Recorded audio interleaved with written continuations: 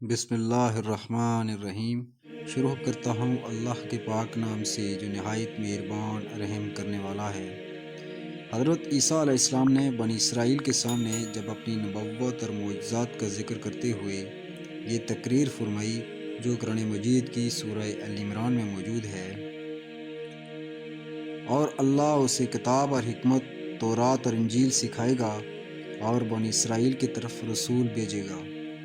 کہہ دو میں تمہارے رب کی طرف سے تمہارے پاس ایک نشانی لے آیا ہوں، وہ یہ کہ میں تمہارے لیے مٹی سے پرندے جیسی ایک شکل بناتا ہوں، پھر اس میں پھونک ماروں گا تو وہ اللہ کے حکم سے فوراً پرندہ بن جائے گا، اور میں پیدائشی اندھوں کا اور کوڑ کے مریضوں کو شفا دیتا ہوں، اور میں اللہ کے حکم سے مردوں کو زندہ کرتا ہوں، اور تمہیں غیب کی خبر دیتا ہوں جو تم کہتے ہو اور جو اپنے گھروں میں جمع کرتے ہو۔ بے شک ان باتوں میں تمہارے لیے بڑی نشانی ہے اگر تم ایمان رکھتے ہو۔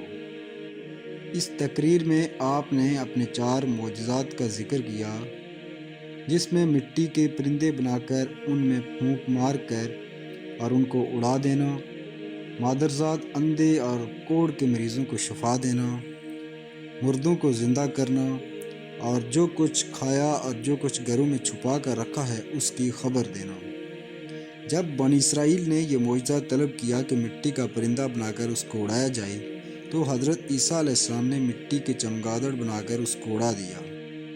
حضرت عیسیٰ علیہ السلام نے پرندوں میں سے چمگادڑ کو منتخب فرمایا کہ پرندوں میں سے سب سے بڑھ کر مکمل اور عجیب و غریب یہی پرندہ ہے، کیونکہ آدمی کی طرح اس کے دانت بھی ہیں اور یہ آدمی کی طرح ہنستا بھی ہے، اور یہ بغیر پیر کے اپنے بازوں کے سہارے سے اڑتا بھی ہے، اور یہ پرندہ جانوروں کی طرح بچہ جنتا بھی ہے۔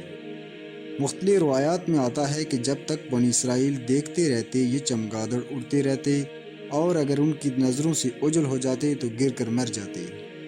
ایسا اس لیے ہوتا تھا کہ بندے کے اور اللہ تعالیٰ کے پیدا کیے ہوئے میں فرق رہے۔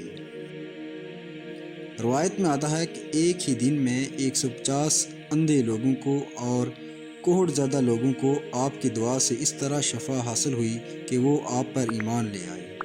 اسی طرح روایت میں ہے کہ آپ نے 4 مردوں کو بھی اللہ کے حکم سے زندہ کیا، ان میں سے ایک آپ کا دوست آزر بھی تھا۔ یہ حضرت عیسیٰ علیہ السلام کے ایک مخلص دوست تھے۔ جب ان کا انتقال ہونے لگا تو ان کی بہن نے آپ کے پاس قاصد بھیجا، آپ کا دوست مر رہا ہے۔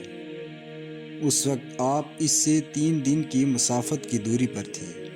آزر کے انتقال اور دفن کے بعد حضرت عیسیٰ علیہ السلام وہاں پہنچے اور آزر کی قبر کے پاس تشریف لائے اور آزر کو پکارا تو وہ زندہ ہو کر اپنی قبر سے باہر نکل آیا اور برسوں تک زندہ رہا اور صاحب اولاد بھی ہوا۔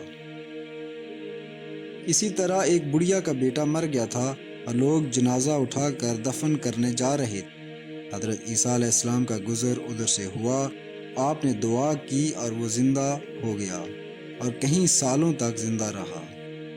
یہ سب دیکھ کر بنی اسرائیل کے شرارتی لوگوں نے کہا کہ در حقیقت یہ لوگ مرے ہی نہیں تھے، یہ بے ہوش تھے اور زندہ ہو گئے، لہٰذا کسی ایسے شخص کو زندہ کیا جائے جس کو مرے ہوئے کئی سال گزر گئے ہوں۔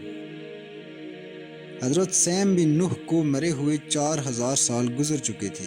حضرت عیسیٰ علیہ السلام نے کہا اس کی قبر پہ لے جاؤ، میں اللہ کے حکم سے اس کو زندہ کر کے دکھاؤں گا۔